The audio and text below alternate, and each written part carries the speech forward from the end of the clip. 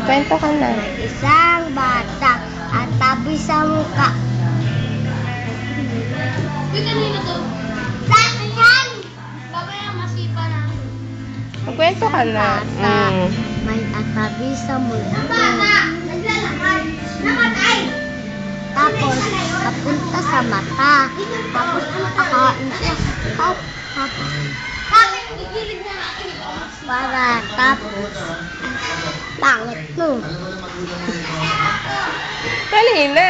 Magkwento ka. Napakita nga natin kay Tito Jed yung kwento mo eh. Dali, magkwento ka na. Ikaw. Ikaw na lang muna. Hulaan mo muna. Sige, ano? Hulaan mo kung anong asabi ko.